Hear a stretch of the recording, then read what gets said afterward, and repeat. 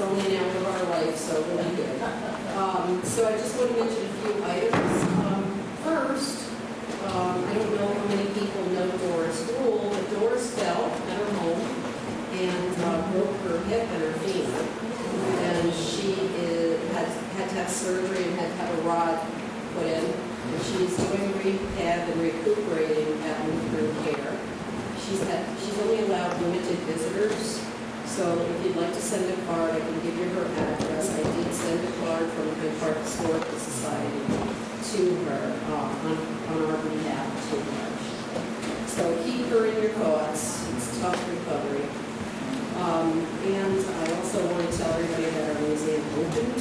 We're open on Wednesday mornings, 10 to 12.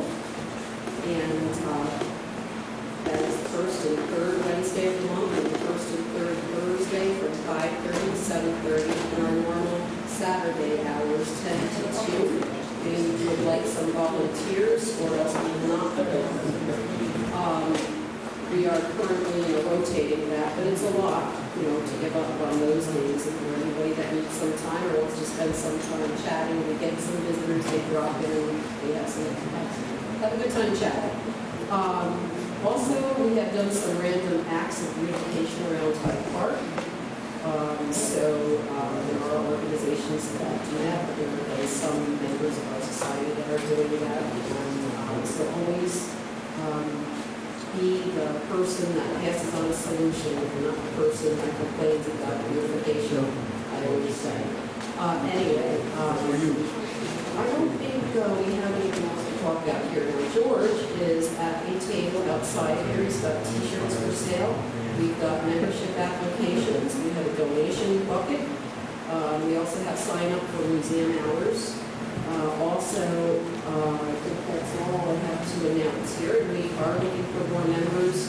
Apparently, I need to do another mailing because all of our members did not renew for 2024. And we'll probably update our mailing list so you don't get any mail anymore. You'll have to check Facebook for updates. So with that said, I would like to introduce to you Reverend Michael Morris, pastor of Regina Church here in Hyde Park. He is originally from Orange, New Jersey, so he's not from far. He received a bachelor's degree in history, followed by a master's in American history in 1985, and then entered St. Joseph's Seminary in Yonkers until 1989, completed coursework for PhD studies in U.S. history in 2010. So that's quite an interesting background. He was ordained priest of the Archdiocese of New York at St. Patrick's Cathedral in 1989. He served in parishes in Bronx, Staten Island, Westchester, and Orange counties, and the Diocese of Hampton and Toledo. Also, he served as director of the archives of the Archdiocese of New York from 2011 to 2016, and then landed here in Hyde Park at Regina Chapel Parish since 2016. So we want to keep him here in Hyde Park. So let's welcome Father Michael.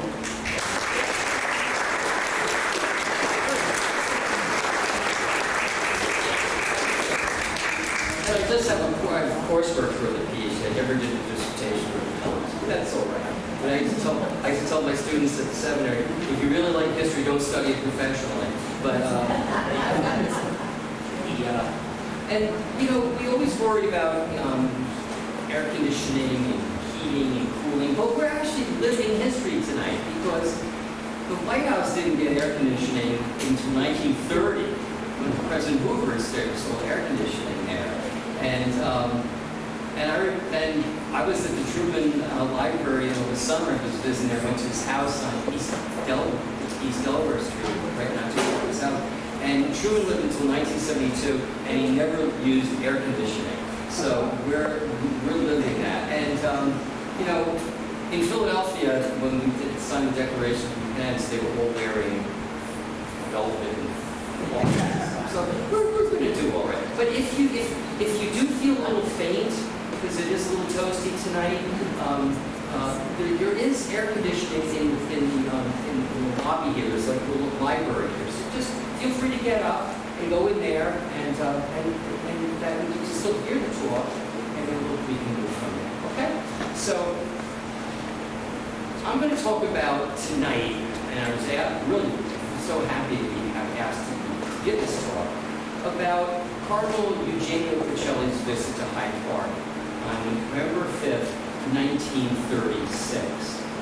I'm going to give a little background, kind of extensive background, as to why he actually came here. This is the first time a papal representative came to the United States to visit the president.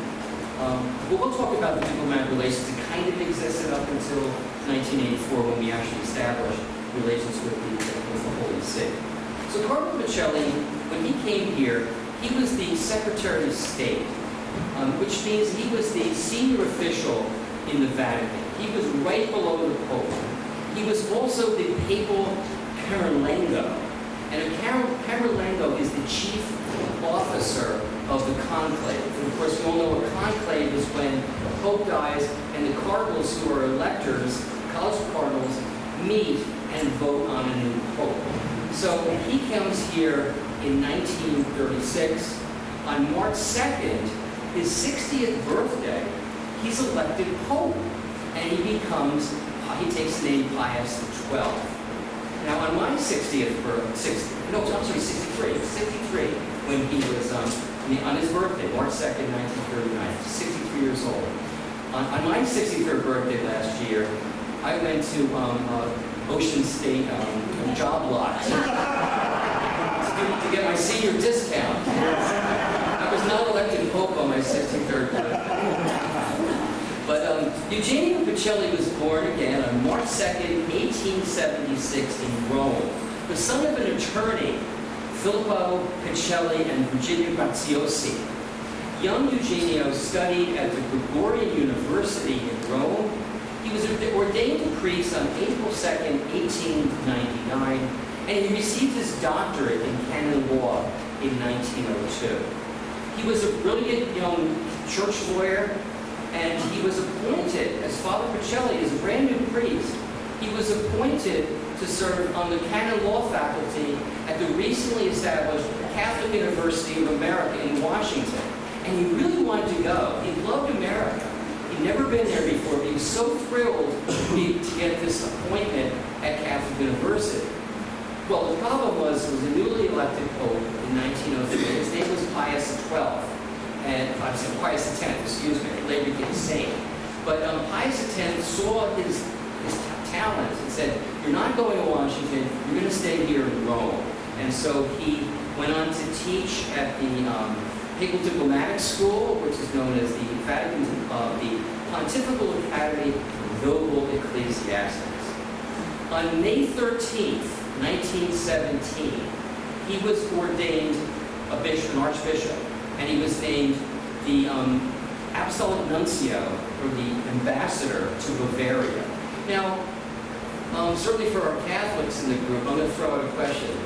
May 13th, 1917, he's ordained in Rome by Pope Benedict XV. What happened on May 13th, 1917? Really, on the same continent, not too far from it. Does anybody remember? Yes. Exactly. You're thinking like a historian, Louise. Yeah. That was the first apparition of Our Lady at Fatima in Portugal. That same day that he was ordained, almost prophetic in many ways. So his actual ordination was on the day of the apparition of Fatima, which is a great. Many Catholics have devotion to Our Lady of Fatima, and it was a very powerful, profound day. So why was he sent to Bavaria? Bavaria is part of Germany. But the reason why he was sent to Bavaria was because in 1871, Germany was united. And all these kingdoms like Prussia and Saxony, they were all unified they became federated states. And so Bavaria is primarily Catholic. So Pacelli goes to Bavaria. And he is the nuncio, the ambassador, the papal representative to Bavaria. And he's a master diplomatist. He loves Germany. He's steeped in its history. And this is a really tough time because World War I had broken out 3 years earlier, and things were going really bad in Germany. And also, too, on top of that, the United States just entered the war on April 2nd. But he regularly met with Kaiser Wilhelm II and also the German Chancellor, Theobald von Bethlen-Hollweg. Although Pacelli butted heads with the Kaiser on a number of times over Belgium, the Kaiser had great respect for Pacelli. And this is what he said about Pacelli. This is Kaiser Wilhelm II. He described Pacelli as a man of aristocratic, likable, and distinguished appearance, with great intelligence and impeccable manners, the perfect model of a high prelate in the church. Now, something interesting happened in April 4th, 1919. There was a communist, a Bolshevist revolution in Bavaria, and all the diplomats who were representing various nations who were serving in Munich, the capital of Bavaria, they all fled, except for one, and that was Cardinal Archbishop Pacelli. He stayed in Bavaria where all the rest of them went to Berlin, and he stayed there, and he was held hostage for a few hours. Some Bolsheviks broke into the nunciature, and they held him at gunpoint. They took his car, but he said that I have neither money nor food. As you know, I have given all of them to the poor in this city. And the Bolsheviks left. One of them threw a gun at him.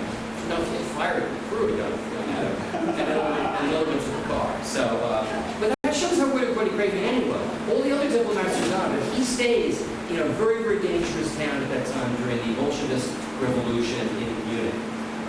In 1920, because of his good work in Bavaria, he becomes the nuncio to all of Germany, Weimar Germany. And toward the end of his term, on December 16th, 1929, he is created a cardinal, Cardinal Pacelli, and on February 7th, 1930, he is appointed the Vatican Secretary of State, which again, second in command, big job, and he's now. So, having served for 13 years as a papal diplomat in Imperial and later Weimar Germany, Pacelli became the leading papal expert on Germany and her people, and thus would prove to be a most fitting pope while navigating the turbulent and violent complexities of the Second World War. Okay, now we're going to get into the visit. I'm sorry about the length of but it's just, he's a fascinating guy, and it's just a wonderful person to learn about and to study. But let's get to this visit now. Why did the Cardinal Secretary of State, the highest official of the Vatican, come to the United States? The first time this ever happened, and such a prominent churchman from the Vatican. Well, there were probably three reasons, but the third one is probably the most important. It was an unofficial visit in some ways. It was kind of like a vacation. He went to Innisfada in Manhasset. Innisfada was the mansion of Nicholas Brady and Genevieve Brady. They were paintable counts and countesses, and they were very, very wealthy. Nicholas Brady was a utilities magnate, and he also worked with Walter Chrysler on the merger with Maxwell Automobiles.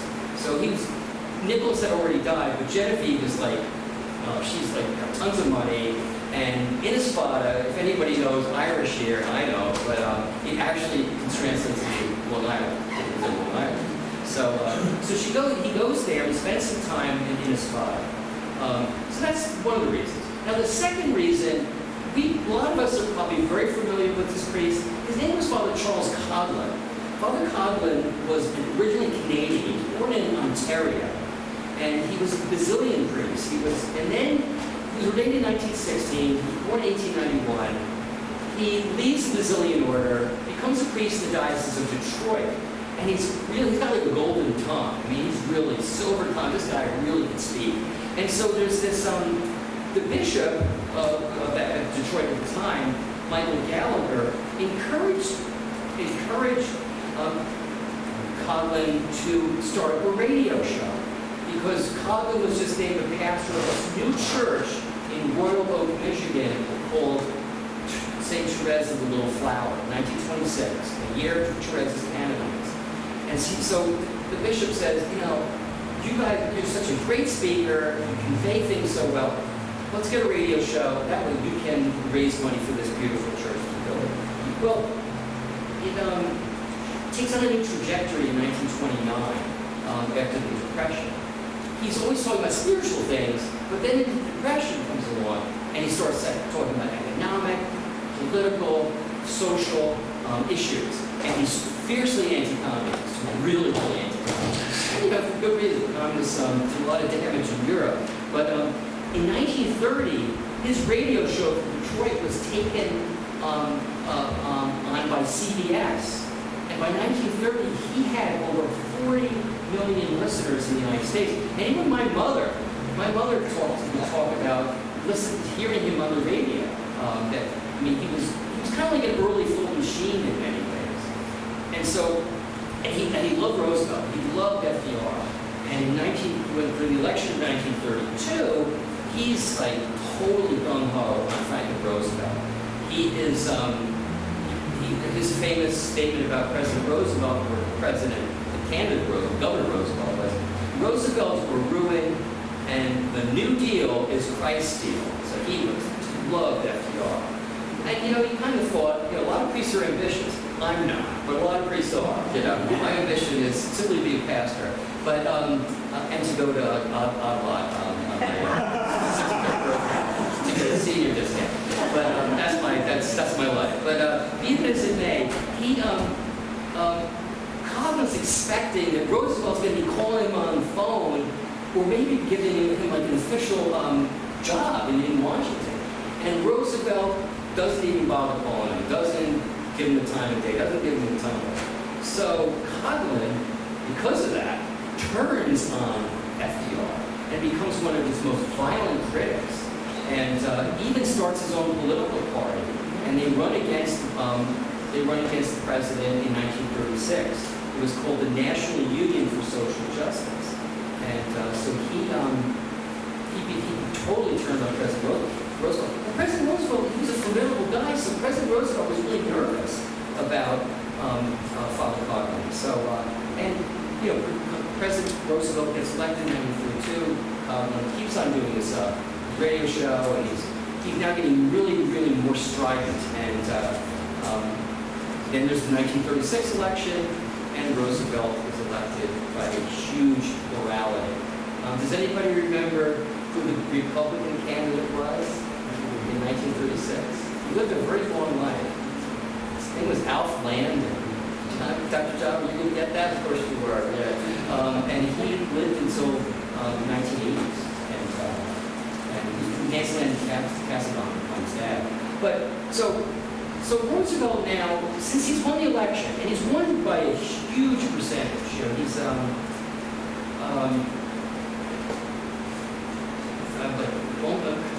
he had carried 46 states and 48, and 60.8% of the popular vote, with 98.59% of the electoral college. So Roosevelt's not really worried about Coughlin anymore. Not really a big issue.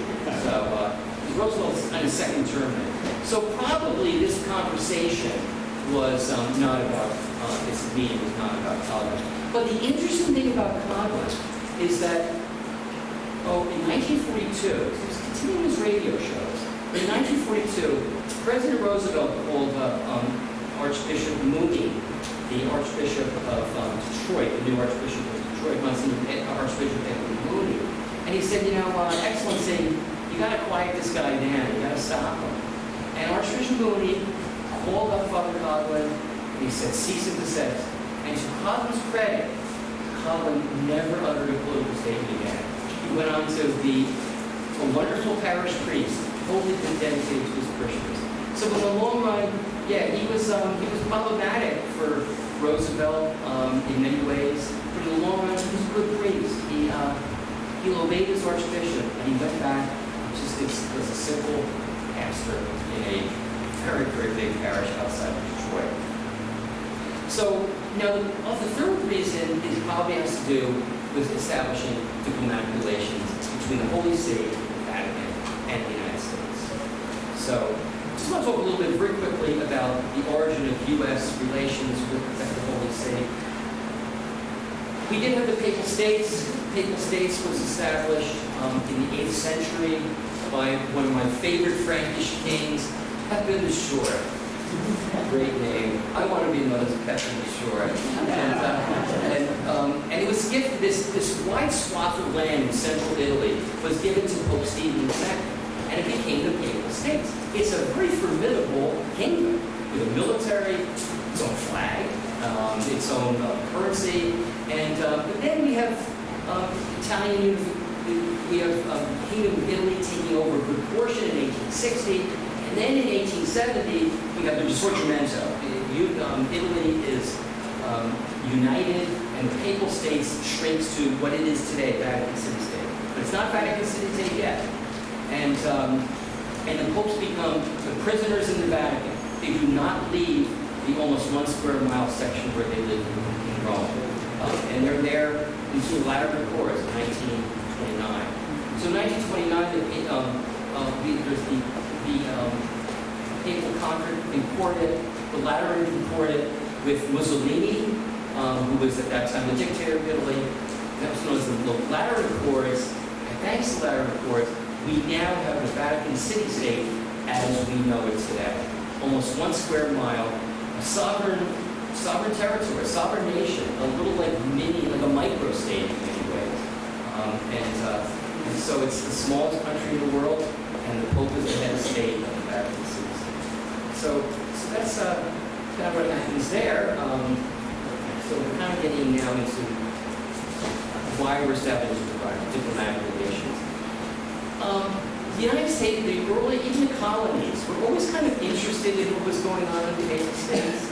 It's 1773, 2 years before Lexington and Concord, Father John Carroll, his cousin Charles Carroll, Maryland, who later was the signer of the Declaration of Independence, Samuel Chase, another Marylander, who signed the Declaration of Independence 3 years later, and Benjamin Franklin. They go to New France, they go to Quebec, and they were like, hey, what the French Canadians want you to join us. We're going to start a revolution one of these days. It's going to happen. Something big's going to happen in Holland. And it was unsuccessful. That was really the first kind of diplomatic representation we might have had between, this was the colonies. We weren't independent yet. But there was a real anti-Catholic bias among the founding fathers. And we'll quote John Adams in an address he gave to the Continental Congress in 1779. He said, Congress will probably never send a minister to His Holiness who can do them no service upon condition of receiving a Catholic legate or nuncio, or in other words, an ecclesiastical tyrant, which it is to be hoped the United States will be too wise ever to admit into their territories. John Adams did not like Catholics. That's all right. His son did. So in 1783, the papal nuncio to the court of Versailles, Archbishop Giuseppe Vittorio Pamphili, is in regular contact with the American minister to France, who's Benjamin Franklin. And so there's kind of inklings now of having some type of relations with the Papal States. In December 1784, the Papal States recognized the sovereignty of the United States. In 1797, by Rose Fitzgerald Kennedy, who was there. I'm just going to cite an excerpt. This is an excerpt from her 1974 memoir, Times to Remember. So I'm just going to read a little from that, so thank you for bearing with me. Cardinal Eugenio Pacelli, who was then Vatican Secretary of State, and later became Pope Pius XII, was visiting this country, and before returning to Rome, wanted to consult with President Roosevelt. Bishop, later Cardinal Spellman, who was a close friend of Pacelli's, and Joseph P. Kennedy, worked out an arrangement for him to meet informally in Hyde Park, since the United States did not recognize the Vatican as an independent state and had no diplomatic relations with it.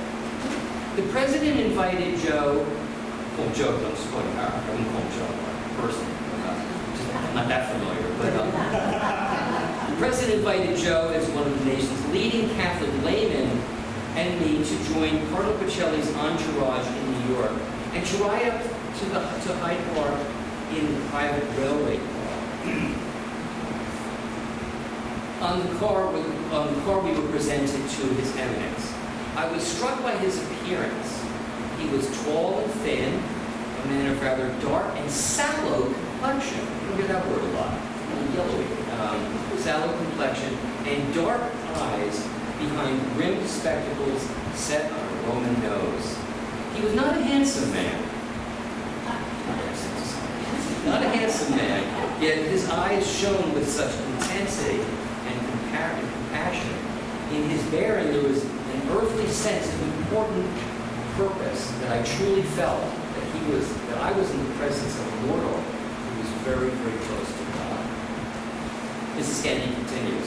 At Hyde Park, there were cars waiting to take us the additional few miles from the Poughkeepsie train station to the president's home. This was early November, and it was one of those flawless autumn days, crisp and bright and fair, with the sky blue and most of the colorful foliage still on the trees. Suddenly, about halfway there were hundreds of children from local and nearby parochial schools, lining the road all the way, rosy-cheeked and excited, waving their little papal and U.S. flags. The cardinal could have waved and smiled and passed by, but instead, that humanely and godly man stopped our caravan, left his car, and with the shift of the autumn breezes, passed among the children, smiling and patting heads, and with his right hand making the sign of the cross, or raising in a gesture of benediction.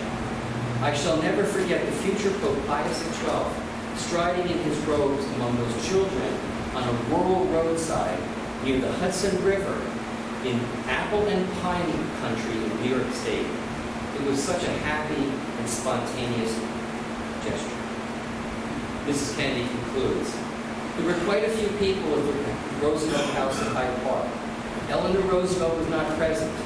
I remember that FDR's mother, Sarah Delano Roosevelt, was quite an imposing person, a handsome and impressive grande dame, whose appearance and attitude clearly demonstrated that she was in charge of the household. You don't need Rose Kennedy to tell you that. We all know that. So. The American writer and popular biographer Alden Hatch, in his 1957 work, along with Seamus Walsh, Crown of Glory, The Life of Pius XII, describes Springwood in ways that we're very, very familiar with as denizens of Hyde Park. Alden Hatch says, the old frame house of the Hudson, with its pillared portico in the front and its ramshackle Victorian veranda in back, overlooking the splendid sweep of the river, must have seemed an extraordinarily simple place for so great a ruler to live. To a man who came from Italy, where almost everyone of importance and many people of none at all lived in palaces. However, the President and Mrs. Roosevelt gave their home a warm and welcoming quality which Pacelli truly appreciated. Although there were no reporters at the actual luncheon itself, Ambassador Harold Titman Jr., he was a career U.S. Foreign Service officer and later became the charge d'affaires under the U.S. Special Representative Myron Taylor to the Holy See. In his posthumously published work in 2004, Inside the Vatican of Pius XII, the memoir of an American diplomat during World War II, provides what would lead one to believe, and a pretty authoritative source as well, that the obvious reason for this luncheon was to start the ball rolling for diplomatic relations with the Holy See, Vatican City-State. Titman writes, in November 1936, Eugenio Pacelli, the Secretary of State of Pius XI, was the luncheon guest of President Roosevelt on his country estate in Hyde Park, and the questions of relations between the Vatican and the United States was broached in a general way. Thereafter, Roosevelt often referred to Pacelli as especially after he became Pius XII, as his old and good friend. That's pretty cool. You don't usually talk to a pope like that. But he described him as his old and good friend, a personal and familiar touch which was unusual when statesmen dealt with the pope. And that was actually from President Roosevelt's wartime correspondences, number 17 and 19. Although there was no formal change in the traditional policy of the United States, aloofness from Vatican affairs, Roosevelt demonstrated a more sympathetic attitude toward the Pope and the Holy See, especially by designating Joseph E. Kennedy, the United States ambassador to London, and a special envoy to the President to the coronation ceremony of newly elected Pius XII on March 12, 1939. This was the first time ever that an American president sent an envoy to a papal coronation. So it was really a big deal. Doesn't seem like a big deal now, but back then it was hot stuff.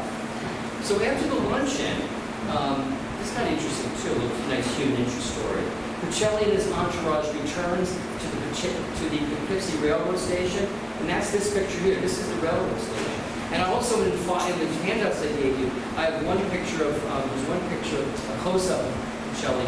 He looks pretty tired. He's at the train station. You can see the windows in the back. You know it's a train station. So he meets with the press and meets with more children and more priests and religious outside the station. In response to a question from a journalist regarding the luncheon, Pacelli said, "I was very anxious to meet the president, and I'm very happy to have the opportunity of seeing him and congratulating him. I enjoyed the lunch very much."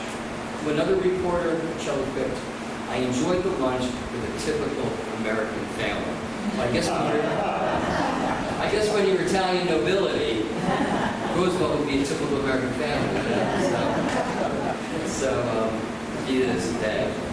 And finally, Pacelli stated, "I have been very much pleased with my visit to America. I admire the natural beauties of the country and the very good quality of the peoples and the achievements of its men." It's a nice reflection, beautiful reflection. So they return to New York. They're on the train. They're heading to Bronxville now. They're going down to Bronxville and hanging out at the Kennedy home on Confield Road, which doesn't exist anymore, but you can still see the, when you drive up Confield Road, you can still see the gates. They have a big house there. So they go back there, they hang out, relaxing, and Rose Kennedy describes the fact that there's a little 4-year-old kid who's running around, and he's climbing up on Pacelli's lap. He's playing with his pectoral claws. I think you probably know who that 4-year-old kid is, right? Anybody want to venture a guess? Ted Kennedy, yeah. 4-year-old Ted Kennedy playing with eyes up Pacelli's pectoral claws and hanging out on his lap. 3 years later, when Pius XII was at his coronation, Teddy Kennedy, 7-year-old, 8-year-old, receives his first communion from Pope Pius XII. Interesting. A lot of great history in the United States. Church is just fascinating. In a postal telegram, this is dated from the ship. This is from the ship back to Naples.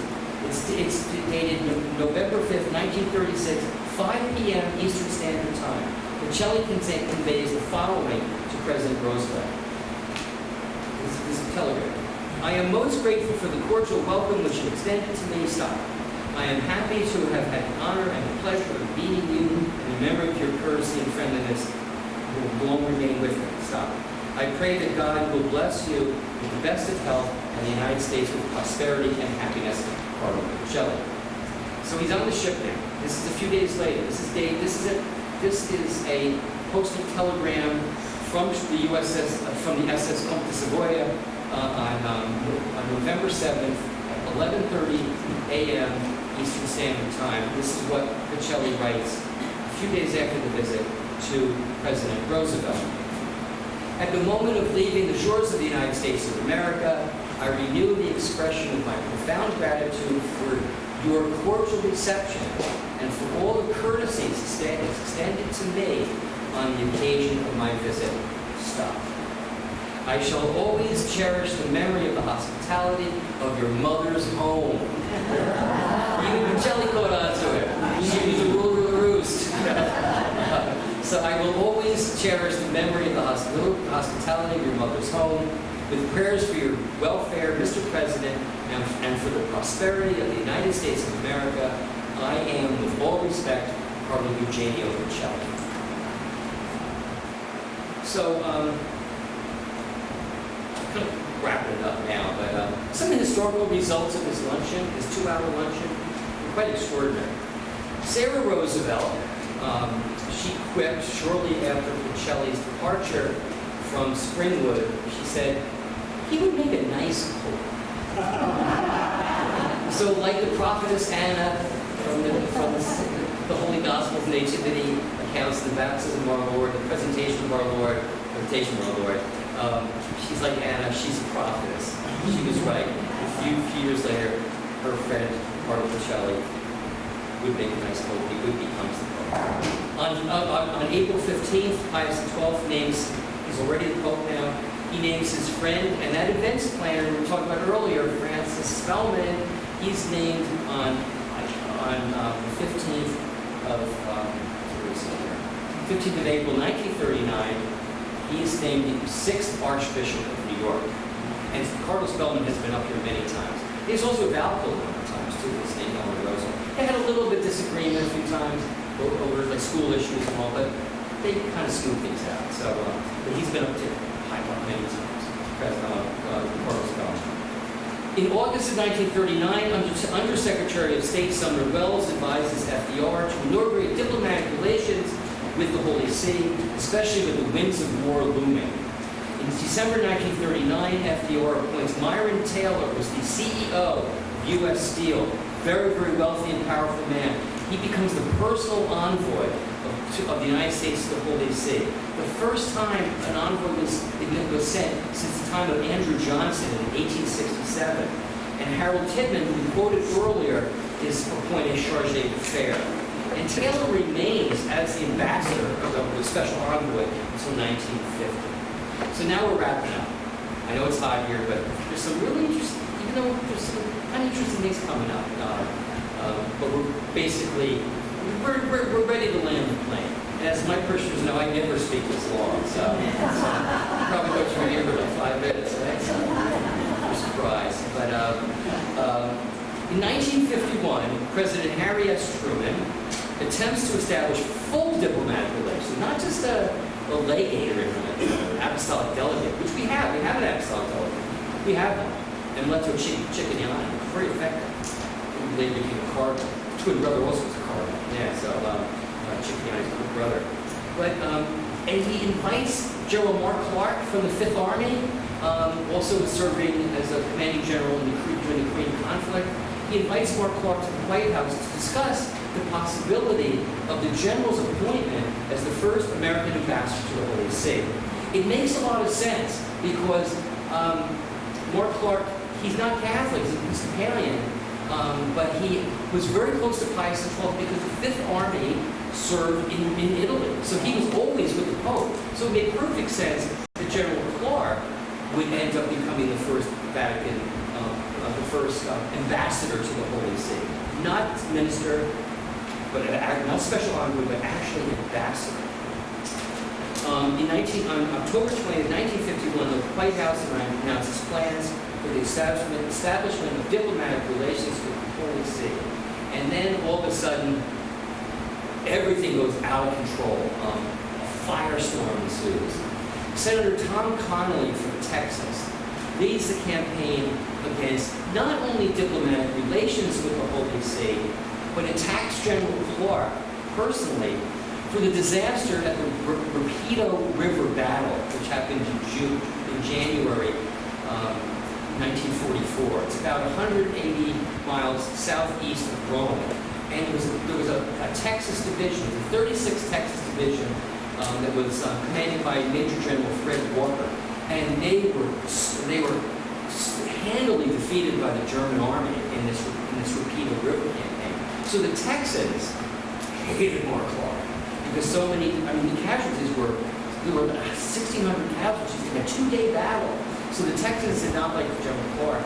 So a combination of a little hint of anti-Catholicism, but also animus toward General Mark Clark, who was a very good man. He actually was my father's commanding general. My father served in Fifth Army in World War II. In Apennines came up. Very, very serious campaign. But so we all shut down. No diplomatic relations, nothing. Then fast forward to the end of 1984, during the administration of President Ronald Reagan, the United States opens up full diplomatic relations with the Holy See. And there was the apostolic delegate, he was an archbishop named Pius, and he was the apostolic delegate from like 1979 up until 1904. He immediately becomes the nuncio. So he becomes the pro-nuncio, the first nuncio to serve in the United States. And he serves until 1991. So he's the first papal ambassador to the United States. They say he was a magnificent tennis player. He used to go to Georgetown University every day to play tennis in between his diplomatic stuff. Now there's another interesting thing. We'll close with this. I kind of want to save the best for last. Whenever there's a diplomatic mission from the Holy See to a different country, there's always a secretary, and the secretary is usually the priest, usually either a father or a Monsignor. And the first, usually, and the secretary is always from that nation that is being represented. So the first American secretary to the Vatican Pronuncio to the United States, 1984, was a priest. His name was Father Timothy Michael Dolan. Later became the Archbishop of New York. So we close with that. So we're missing history, you know. So I don't think it was that hot in here. It might get hot with questions.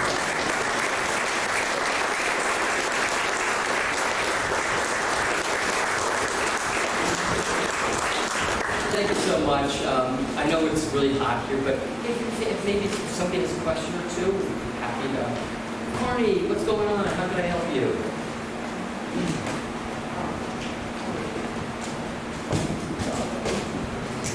I hope you're not going to say that nobody heard me. I don't know, can you hear me? Yes. I wanted to congratulate Father Michael. He's been at my further research that he's put into this. He's been at my home several times. And we discussed, the last time I was at my home was a couple weeks ago, or a week ago. And we got talking about Cardinal Pacelli becoming Pope Pius XII. And I asked him the question,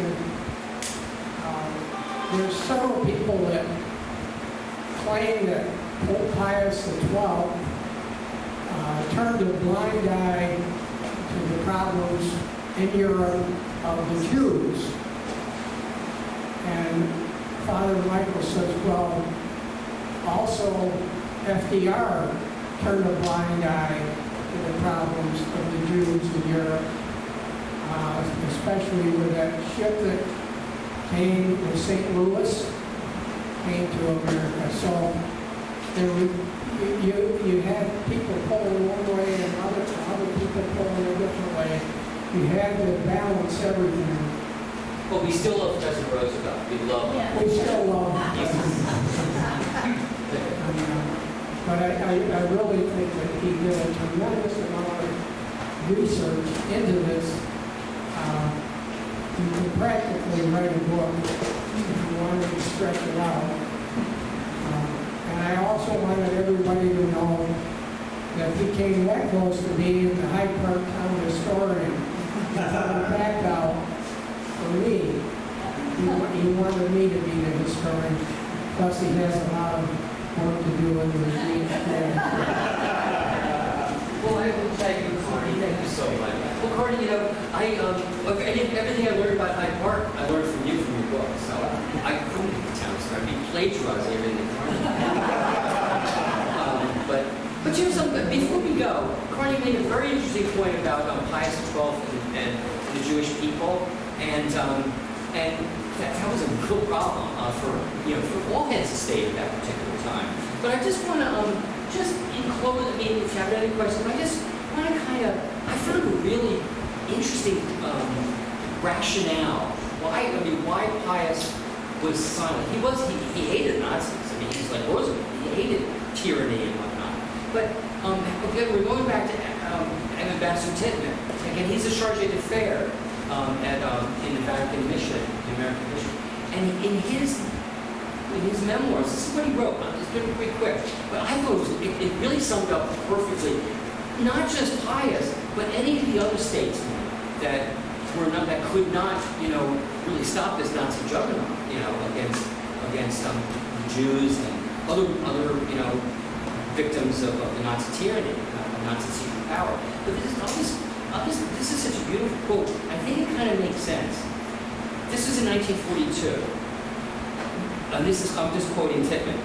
One of the jobs Allied diplomats, including myself, undertook during the war was to persuade the Pope to come out in the open and denounce Hitler and the Nazis by name. We thought that the Holy Father would eventually comply with our request because we knew that he detested the Nazi ideology and everything it stood for. But he never did. We had been keeping after him for quite a while, and one day he said to us, a little impatiently, "But why do you want me to point a finger and name names? I have already stated in 3 consecutive Christmas broadcasts that irreligious totalitarian principles are iniquitous. They are the principles of the Nazis. These are the principles of the Nazis, as even a child can see." We replied, diplomats, "But your broadcasts are too vague. They're open to many interpretations. We need something more explicit." The Pope then explained, "Well, I'm sorry, I cannot do it, and here are the reasons. First, there are over 40 million German-speaking Catholics. If I should denounce the Nazis by name, as you desire, and Germany would lose the war, Germans everywhere would feel that I contributed to the defeat, not only of the Nazis, but of Germany herself. For the German population not to be able to make the distinction between the Nazis and the fatherland would only be human in the confusion and distress of defeat. I cannot afford to risk alienating so many of the faithful." One of my predecessors, he's actually criticizing his predecessors, Pope Pius. One of my predecessors, Pope Benedict XV, in the First World War, when Pacelli was the nuncio of Bavaria, through an unfortunate public statement of the type you now wish me to make, did just this, and the intentions of the Church in Germany suffered as a result in the post-war era of the First World War. Second, if I denounce the Nazis by name, I must in all justice do the same as regard to the Bolsheviks. You and your side are engaged today in a death struggle as allies. It was difficult for us to argue these points effectively with the Pope, and in the end, we were obliged to resign ourselves to the failure of our attempts. So I think that's pretty clear from an eyewitness. So, yeah. It was a tough time, really tough time, but for maybe another time we'll talk about some really great things that we did for those church did. So, any other questions? Yes, Doctor. Do you know if during that luncheon,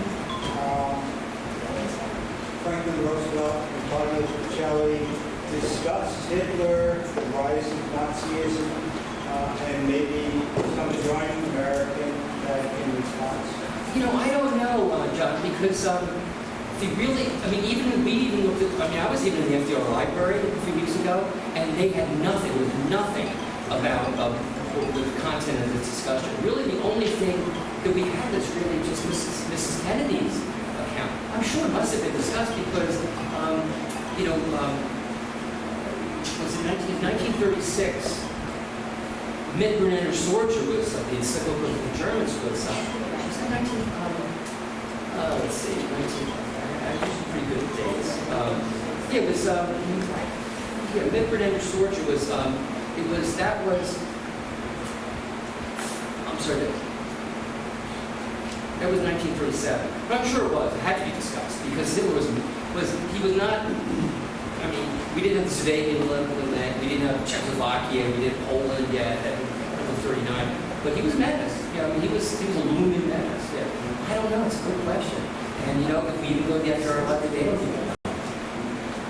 But I saw Amelia Earhart's signature in Sarah Roosevelt's guest book. That was pretty cool. I didn't take the photograph. Any other questions?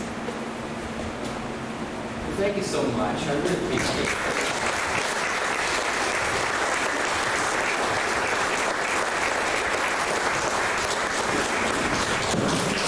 A lot of fun, and before you leave, our doors are always open to the church. We open at 6 a.m. If you haven't been in our church in a long time, we have a painting over the choir loft that was given. It's a copy of the Murillo Madonna that was given to us by Sarah Roosevelt back in the 1920s, and it hung over the altar, the main altar of the old church. So come on in, and you can see that it's up in the choir loft. It's pretty beautiful. And Sarah Roosevelt, of course, she was a parishioner. She was a Dominican at St. James, but she had a great affection for Regina Coeli. And Shannon Butler, predecessor of Carney, actually found a letter she wrote to a friend. She said, "I really like the priests at Regina Coeli." She said that. I hope she would say that about me. I don't know. But thanks, everybody.